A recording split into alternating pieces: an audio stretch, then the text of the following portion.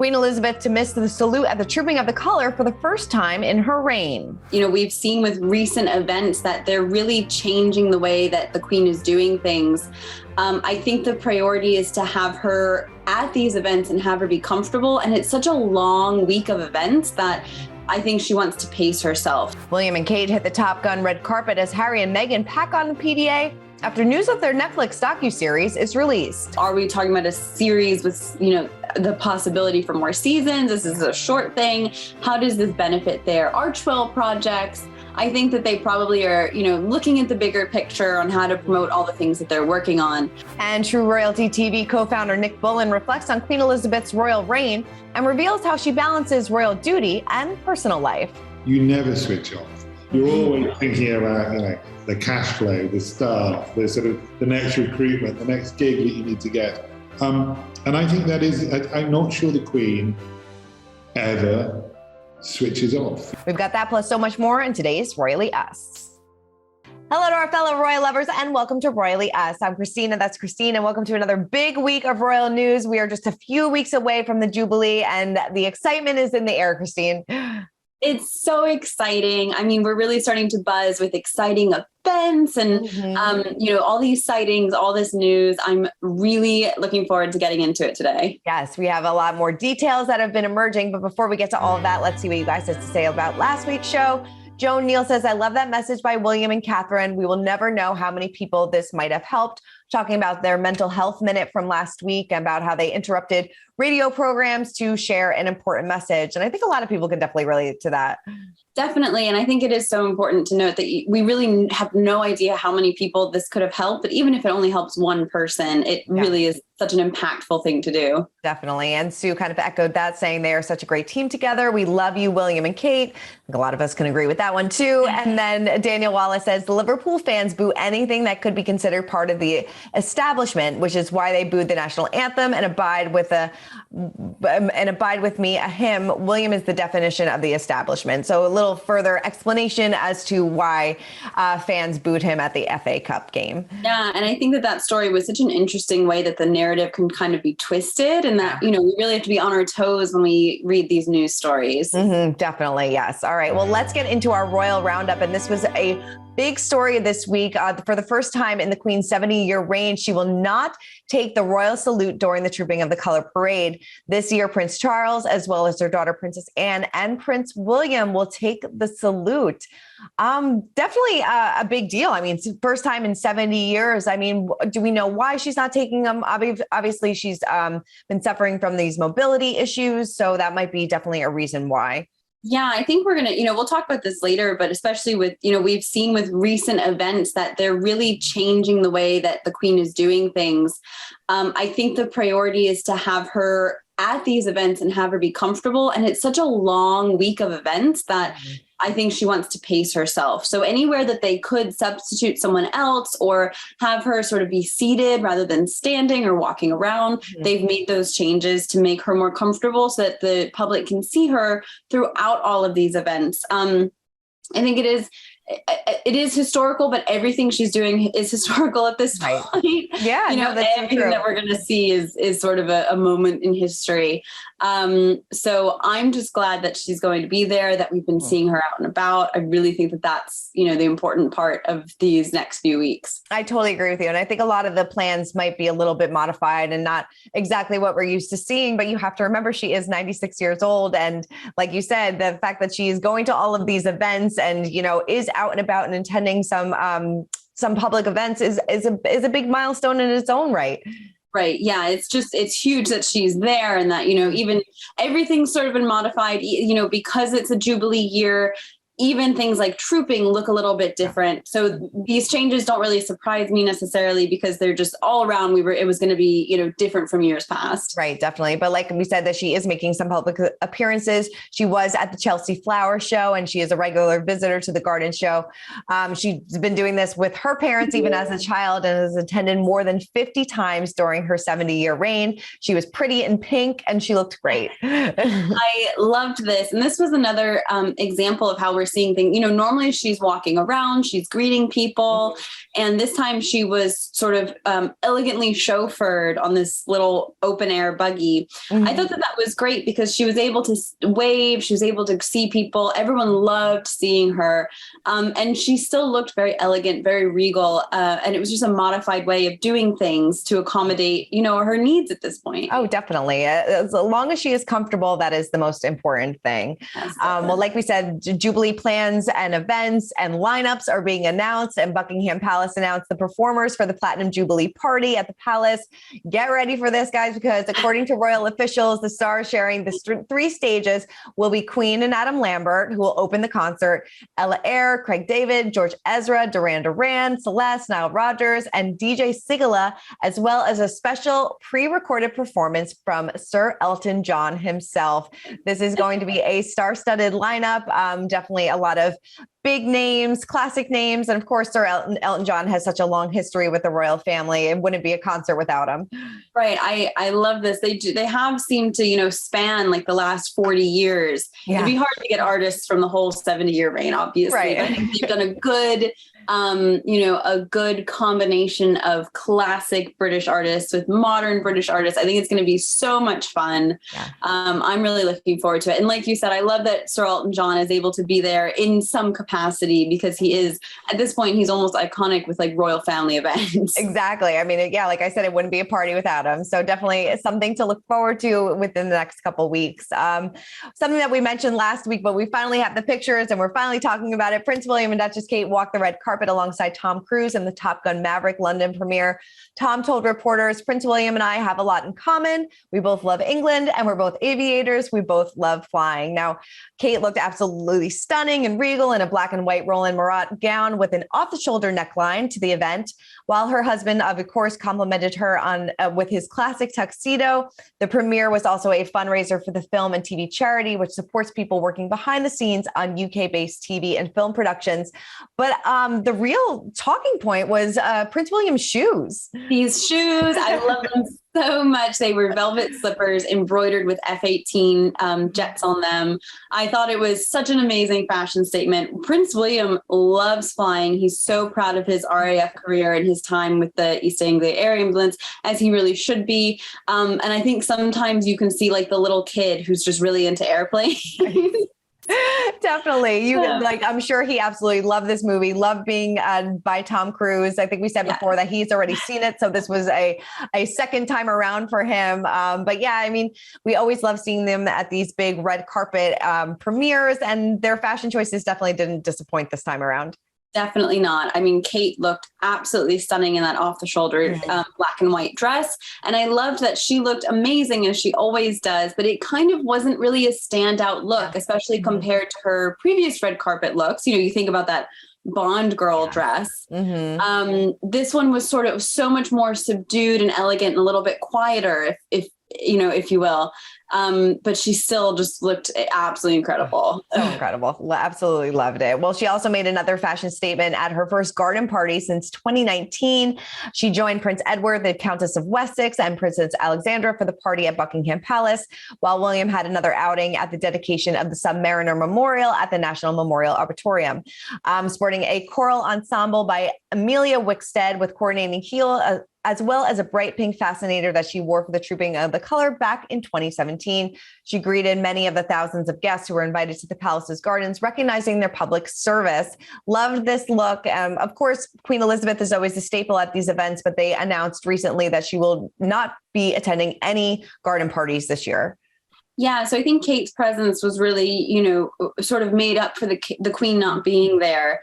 And I loved her outfit. That bright coral color was so noticeable, which is important when you're talking about hundreds of people sort of milling about hoping to catch a glimpse of the royals.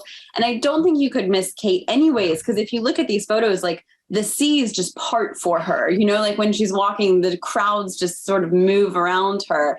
But if you are way far in the back corner, you can still see her. And that's, a trick that the Queen uses often, is wearing these bright colors so that you can see her from afar, even if you can't quite get up close. Right. Taking a page out of the Queen's book. Yeah, Love it. All right. Well, Prince Charles and Duchess Camilla capped off their royal tour to Canada and are getting some rave reviews. They visited Canada for the first time in 5 years and stayed for 3 days. And during that time, there were some lighthearted and serious moments as Charles and Camilla attended events and spoke with people about issues ranging from climate change to Indigenous concerns to coming to terms with the past, which Charles acknowledged in a speech. Take a look. However, as we look to our collective future, as one people sharing one planet, we must find new ways to come to terms with the darker and more difficult aspects of the past, acknowledging, reconciling, and striving to do better.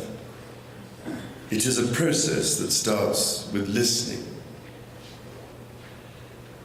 I greatly appreciated the opportunity to discuss with the Governor-General the vital process of reconciliation in this country. Not a one-off act, of course, but an ongoing commitment to healing, respect, and understanding. I know that our visit here this week comes at an important moment, with Indigenous and non-Indigenous peoples across Canada committing to reflect honestly and openly on the past and to forge a new relationship for the future. Yeah, it seems like this went over a bit better than the Caribbean tour that William and Kate went on. I know, and it's interesting because after William and Kate's tour, the Prince Edward and Sophie, the Countess of Wessex, also went on a tour through the Caribbean and also had the same pushback that we saw from William and Kate's tour.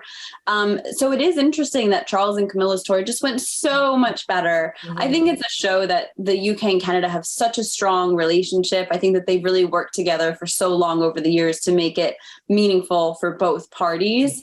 And I think, again, like they have learned from previous missteps or, missed opportunities of where they can really shine on these tours and how the royals can be most effective. Right. Definitely. Yes. This one went off, it seems like, without a hitch. So they're learning from the mistakes and kind of putting them into motion. So hopefully the next few royal tours won't be as filled with as many mistakes. All right. Well, Prince Harry and Meghan Markle showed rare PDA as they kissed at a polo tournament in Santa Barbara, California. The Suits alum was seen caressing the renegade royal's cheek as she planted a sweet smooch on his lips following his participation at the match at the Santa Barbara Polo and Racquet Club. She was then photographed wiping her red lipstick off his face as they both laughed. Definitely love seeing them having some carefree, lighthearted moments and not afraid to show a little PDA every now and then. Yeah, I hope that they had fun. I hope that, it was in support of several charities. So I hope that those charities, saw a really good impact from this event from the Duke and Duchess of Sussex. I think it was great for a lot of people that they were able to see them out and about again. And, the outfits were so much fun with the big hats. It was very Pretty Woman, wasn't it? Totally. It was totally, that's the first thing I thought of. I'm like, that is a Pretty Woman moment if I've ever seen one before. I loved it. All right. Well, let's continue talking about Harry and Meghan because they've been in the news a lot this week, and spill the royal tea because it is being reported that they are working on an at-home with the Duke and Duchess Sussex style docuseries for Netflix. We've been talking about this for a while because we've seen cameras following them around for quite some time. But Page Six reported that cameras have been allowed behind the scenes at their home in Montecito, California. And they recently joined them on a trip to New York City last September. As for when it will be released, that is still up in the air. That may coincide with Harry's upcoming book, which is slated for later on this year, but that's still up in the air as well. But what do we think about this keeping up with Harry and Meghan? I think it's really interesting. I'll be so interested to see what this looks like and sort of what format it comes out in. Are we talking about a series with, the possibility for more seasons? This is a short thing. How does this benefit their Archwell projects? I think that they probably are, looking at the bigger picture on how to promote all the things that they're working on. But I think a lot of us were really shocked to read this and hear this news. I'm so shocked to hear this. I'm ready for it. I can't wait. I mean, I'm an inside look at their life. I mean, they've been so private, and I mean, that's something that they wanted. So, they're kind of doing it on their own terms. I think people will be a little bit surprised to see that they wanted to invite cameras into their house, considering they wanted that privacy. But they're producing it, I'm sure, and they're going to have total reign of what is shown and what is not shown. But they're already working on an Invictus documentary as well that will be on Netflix. So it'll be very interesting to see. And like we said, this is kind of maybe coinciding with his memoir, which was slated for a 2022 late release, but that is not set in stone. And we're hearing that it may be delayed to avoid overshadowing the events of the Jubilee, but that could also give some time to include the upcoming Jubilee, because they are traveling over to the UK for that. In the Times, it was written, it would provide Harry an opportunity to give his account of attending next month's celebrations with Meghan and their children, the first time the Sussexes will have been reunited with the royal family for more than 2 years. So, I mean, that's going to be a juicy addition. Yeah, I think it is so interesting. And I think that they are kind of trying to piece together a long game, looking at how they can leverage their experiences for the long term, really to benefit all the projects that they're trying to work on. I think they're trying to craft a plan to make sure that everything is promoted as best as it can and, really gets across the message that they want. Yeah. Going to be interesting. All right. Well, now it is time to break down the royal rules. And to help us do that is co-founder of True Royalty TV, Nick Bolin, who is preparing for a big Queen Elizabeth celebration in anticipation of the Jubilee. And we're going to talk about their brand new documentary all about the Queen. So take a look. Thank you so much for joining us. As always, it's always so great to catch up with you and see what's going down at True Royalty TV. And I know that you have a lot of things prepared for the upcoming Platinum Jubilee. So tell us all about it. Well, thanks for having me on the show. It's always great to be with you. So thank you. No, it's busy here. London is really building the whole Jubilee celebrations. We just launched a big Jubilee collection about the Queen that takes you right from the moment the King dies, with the private secretary who was in the room and had to go and tell Winston Churchill that the King was dead, right through to the latest documentary we're launching about sort of Queen Unseen, which is sort of archival footage, which is all new, which reveals sort of a portrait of the monarch. But it goes right through, and I honestly recommend your viewers tuning in. The big Platinum Jubilee celebration, definitely worth watching. Oh, definitely. That's so exciting. I think, the Queen Unseen is the latest production from True Royalty. What made you want to sort of create a new documentary that we could all enjoy? I think that one of the reasons we wanted to create this new documentary is because as we hit this huge milestone, longest serving British monarch in history, and as I say, London's getting very busy. I think the world is going to be all eyes on London and the Queen's celebrations over the next few weeks. We just felt that we wanted to bring viewers something a bit different. And as I say, we have the collection that takes you through the last 70 years, but it just felt the Queen Unseen took you slightly behind the scenes, took you into sort of areas that perhaps people weren't aware of before. And there's a lot to say about the Queen, and a lot's been said before, but hopefully with True Royalty, we always try and bring you something a bit fresh and a bit new. As we reflect on her 70 years, what would you say that maybe she would say is her biggest success and maybe her biggest challenge over her 70-year reign? I mean, I know it's a loaded question, but is it hard to pinpoint a success and a failure or a challenge? Well, I think what I know of the Queen, and I've been lucky enough to meet her a few times. Unlike the rest of us, she doesn't do a lot of reviewing and looking back at the past. And I'm not even sure she has that level of pride where she allows herself to think, I did well at that, or I've done badly at that. I remember interviewing the Duke of Edinburgh, and again, it's on True Royalty, and we said to him, how do you feel about blah, blah, blah? And he just went, feel? I didn't feel anything. I just do it. And I think that's sort of what she thinks. She just does it. But I think those around her would say her greatest success is she took over a crown that was, it wasn't that long after the abdication. It was just coming out of those sort of post-war years. But here she is, 70 years on, with 3 heirs to the crown. She's built the Windsor brand into the 4th largest brand in the world, the only heritage brand that exists in the world. And again, there's a documentary on royalty called The Invincible Queen. Take a look at that, and it shows you that she's basically steered this family business phenomenally well. And it is hugely, hugely successful as a business, as a brand, as a piece of marketing for Britain. So I would say steering the family business to where it is now and ensuring its future. But that in itself, I think, is the biggest challenge, which is, she's not going to be with us for that much longer. She is 96. The day will come when we very sadly lose her.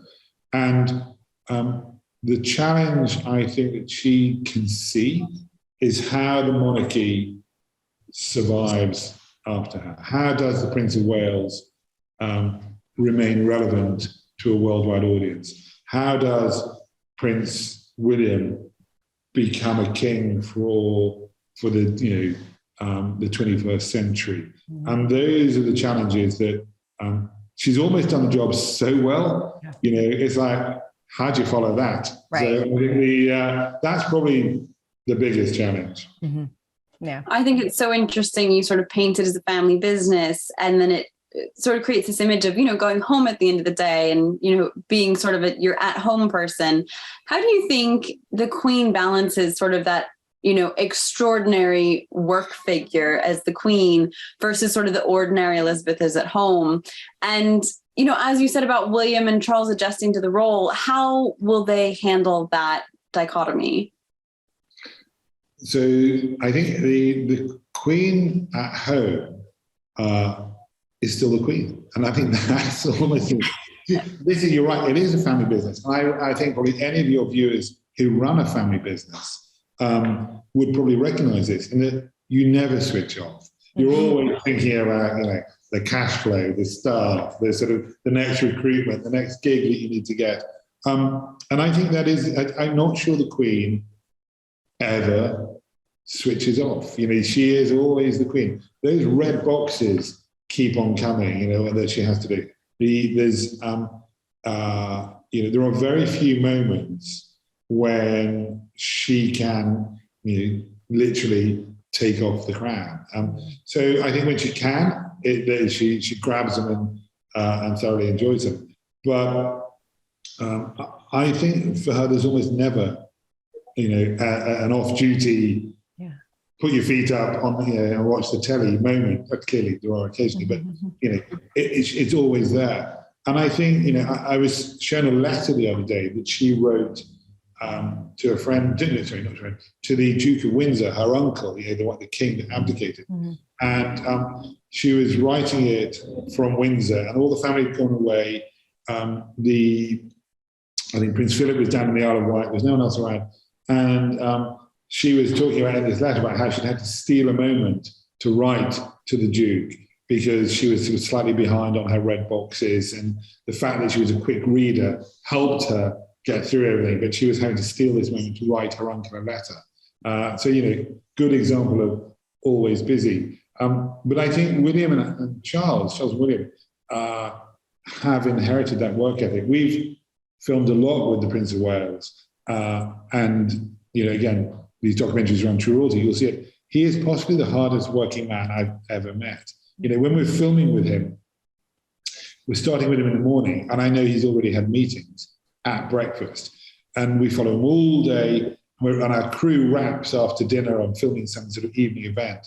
And I promise you will see the light of his study still on as we're loading up the car and driving away at the end of the night, because he's writing thank you letters, he's reading memos.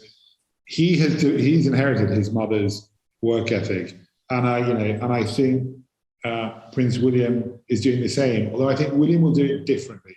And post the Caribbean tour, where William said things have got to change, I think William's shaping of the monarchy may be somewhat different to the monarchy that we see today. Yeah. And I know obviously the Platinum Jubilee is right around the corner. So I have to ask, what are you most looking forward to?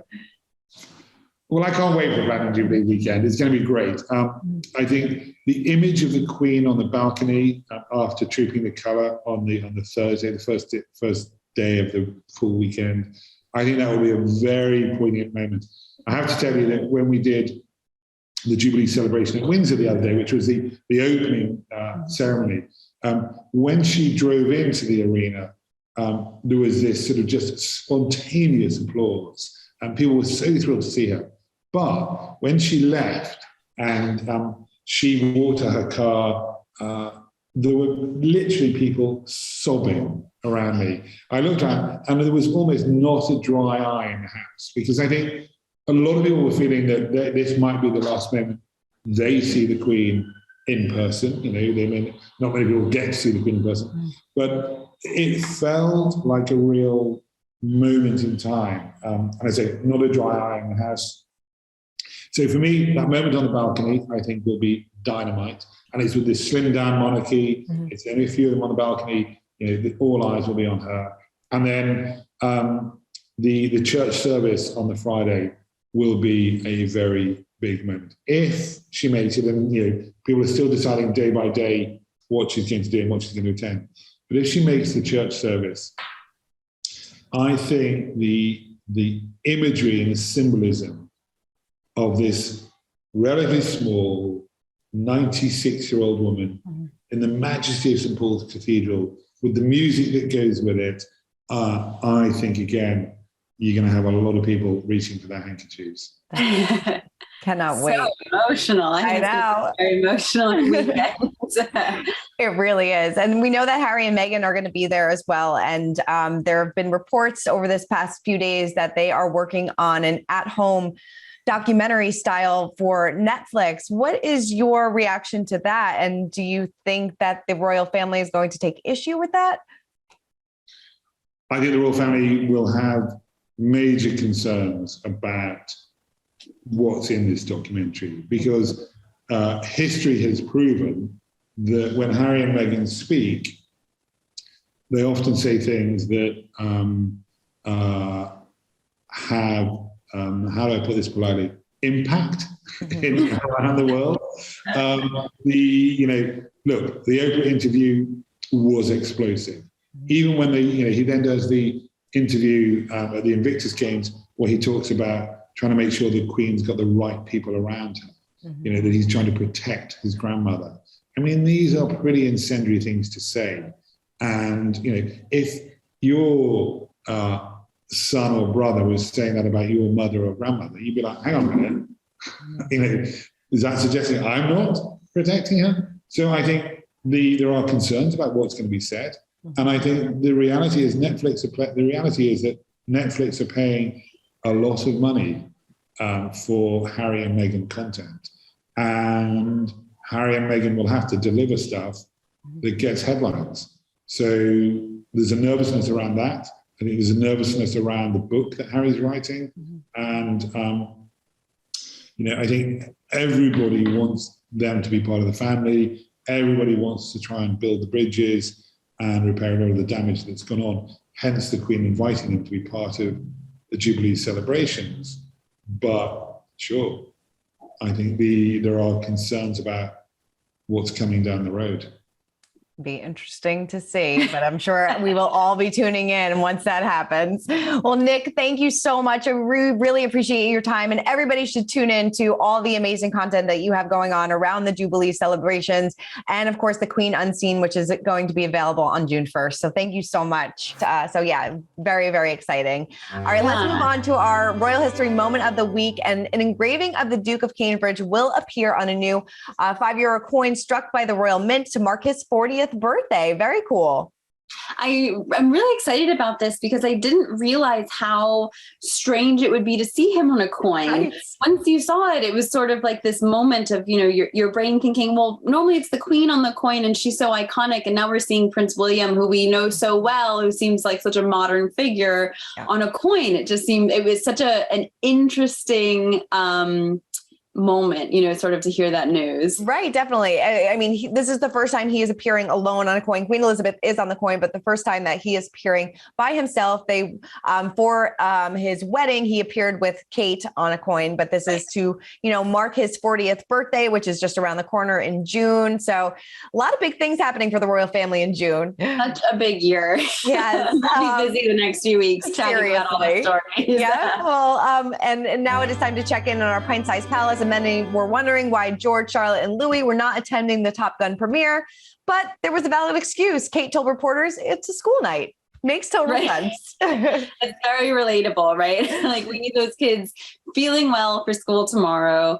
I thought that was such a good way to sort of close the story, because there's a lot of speculation as to whether they would go. And I'm thinking they're young kids. I cannot imagine taking children that young to this, the drama of the red carpet with all the photos and then sitting through this movie. And then that would just be a late night. A very late night. Yeah. They have school tomorrow and they got to rest up for this Jubilee that is right around the corner, because they're going to be busy. Lots going on. And of course, each and every week, we're going to break it all down. So Christine, thank you so much. This was a fun week. Big royal news. Yes. I'm getting so excited. The next few weeks are going to be lots of fun. Definitely. Well, everybody keep commenting, keep subscribing, and we'll see you guys next week. Bye. Hey everyone, I'm Christina Garibaldi, the host of Us Weekly Celebrity Coverage. Don't forget to hit subscribe for the latest celebrity news, tips, and video. And for much more content, make sure you head on over to usmagazine.com, the official home of Us Weekly Magazine.